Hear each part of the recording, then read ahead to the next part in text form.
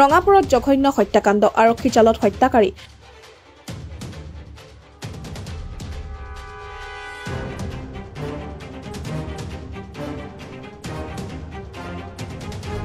ৰঙাপুৰৰ সোণাচলী চাহ বাগিচাত সংঘটিত হৈছিল এক হত্যাকাণ্ড সংঘটিত কৰি পলায়ন কৰিছিল হত্যাকাৰী বগাই মুণ্ডা ২৭ অক্টোবৰ মাজনিশা সোণাচলী চাহ বাগিচাৰ ১৮ নং লাইনত সংঘটিত হৈছিল এই জঘন্য হত্যাকাণ্ডৰ ঘটনা উক্ত লাইনৰ অৰ্জুন মুণ্ডা নামৰ যুৱকজনক কাঠৰ টুকুৰা আৰু চুকাস্ত্ৰৰে আক্ৰমণ কৰি হত্যা কৰিছিল একে লাইনৰে বগাই মুণ্ডা নামৰ লোকজনে হত্যাকাণ্ড সংঘটিত কৰি পলায়ন কৰিছিল হত্যাকাৰী বগাই মুণ্ডা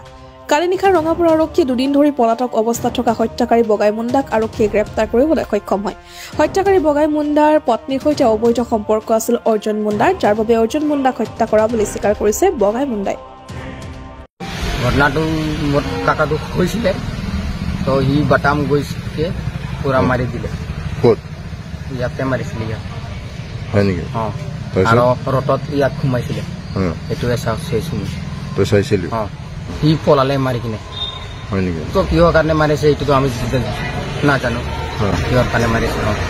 কি যোনে মাৰিছে তাৰ নাম কি নামটো বগাই মুণ্ডা কাক মাৰিলে অৰ্জুন মুণ্ডা ক'ত ঘৰ ক'ত ঘৰ সোণাজুলি 18 নম্বৰ সোণাজুলি 18 নম্বৰ কেতিয়া হৈছিলে ঘটনাটো 12 বজা ৰাতি কাম আছে বেলেগ হিচাপত চলি আছে